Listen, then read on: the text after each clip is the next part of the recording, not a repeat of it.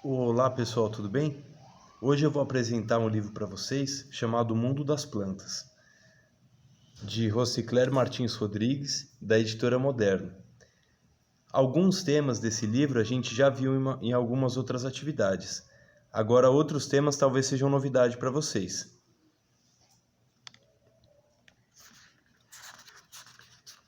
Então ele começa falando aqui, pessoal, do pau-brasil. Então o pau-brasil é uma árvore de tronco espinhento e madeira avermelhada. Quando os portugueses chegaram no Brasil, eles já conheciam espécies parecidas que tinham na Ásia.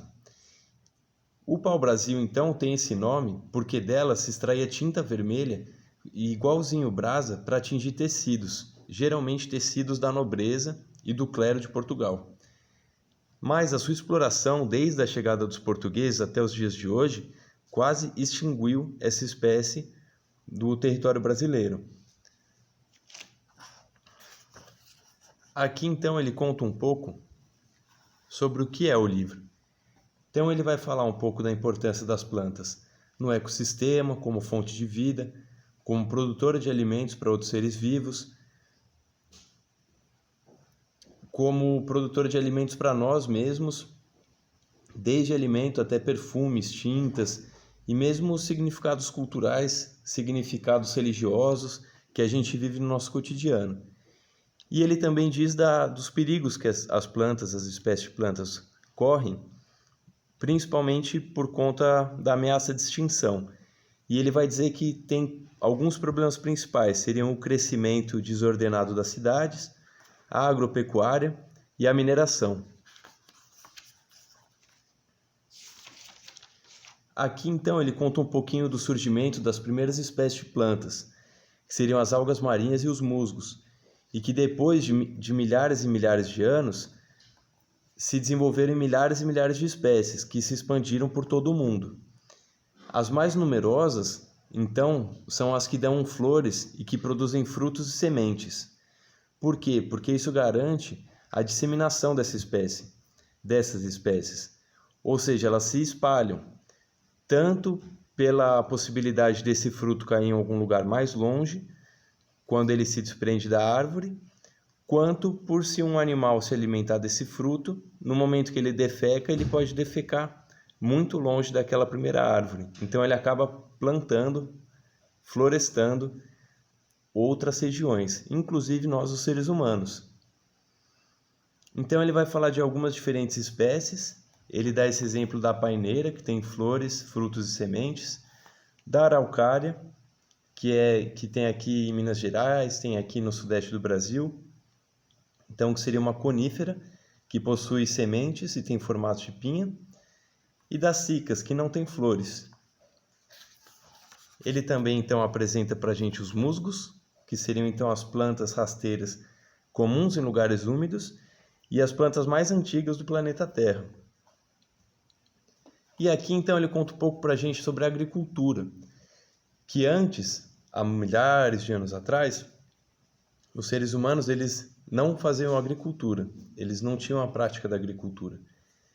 Então, eles dependiam, ainda dependemos, mas eles tinham uma relação muito forte com a ancestralidade para saber quais plantas comerem, porque eles, migrando, se locomovendo no meio do mato, no meio das florestas, no meio das regiões mais naturais, eles tinham que saber exatamente qual planta eles podiam comer, qual planta eles podiam usar para quê. Em alguns lugares do mundo, os povos passaram a perceber que alguns alimentos germinavam. Algumas coisas que eles comiam, depois de um tempo na terra, a semente germinava. E começaram a manipular, começaram a escolher quais que eles iam plantar, para fazer o seu próprio plantio. E depois disso também começaram a guardar as sementes, para escolher quando plantar, quando e onde plantar.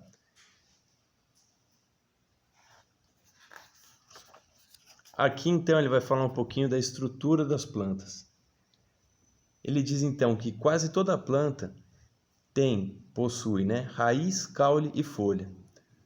Aqui dá para ver um pouco, essa seria a raiz. Aqui então o caule e aqui as folhas.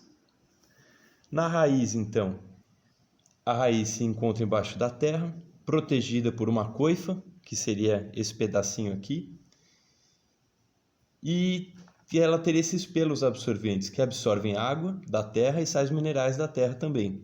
E também raízes laterais, que seriam essas menorzinhas aqui, para justamente se fixar melhor no solo. O caule. No caule você tem a proteção para insetos, que pode ser em forma de pelo ou às vezes mesmo espinhos. E dentro do caule tem os vasos condutores, que levam a seiva até as folhas, dos nutrientes absorvidos pelo solo. Na folha, pessoal, a gente tem então a clorofila, que é um pigmento que absorve a energia de luz e desencadeia na fotossíntese. E a gente tem também essas nervuras da folha. Vou aproximar. Que qualquer planta que vocês tiverem plantado em casa, vocês vão ver essas nervuras, então, elas são a continuação dos vasos condutores ao caule. E óbvio que cada uma das espécies de planta adaptada no ambiente em que vive no planeta Terra. Então ele mostra aqui alguns exemplos de adaptação das plantas, como nos manguezais. Mostra aqui também os cactos, a própria Vitória Régia, que é uma planta flutuante. Tudo bem? E aqui ele fala então um pouco das plantas medicinais, que são plantas que são plantadas desde muito antigamente, nesse momento em que os povos, os seres humanos começaram a escolher o que eles plantavam, e que provavelmente as mulheres tinham esse conhecimento, porque elas mexiam mais na roça e elas sabiam exatamente quais plantas plantar e quais seriam interessantes para o cuidado de vários tipos de doença. Hoje a gente tem catalogado 70 mil espécies de plantas medicinais, sendo que só 95 são usadas pela indústria farmacêutica. Esses remédios que a gente usa, que a gente toma, eles geralmente são extraídos de plantas. São manipulados quimicamente, mas são extraídos de plantas. Então, de 70 mil espécies medicinais, a gente acaba usando, tomando em forma de remédio, só 95. E ele diz também que uma das maiores reservas de ervas medicinais, plantas medicinais que existem no mundo, fica justamente na floresta amazônica. Aqui, pessoal, ele explica um pouquinho então o processo da fotossíntese. Eu vou dizer resumidamente, porque esse vídeo está muito longo e a gente continua na próxima atividade. Mas é basicamente a energia solar é absorvida pela clorofila da planta, que eu já tinha falado antes, e essa folha ela produz glicose para si e produz oxigênio para o meio ambiente. Então a gente vai continuar com esse livro, acredito que mais em uma aula, e eu vou contar mais algumas coisas interessantes sobre as plantas, sobre a importância delas para a gente, para o ecossistema, para o meio ambiente como um todo. Espero que vocês tenham gostado. Se tiverem alguma dúvida, me digam. E até a próxima.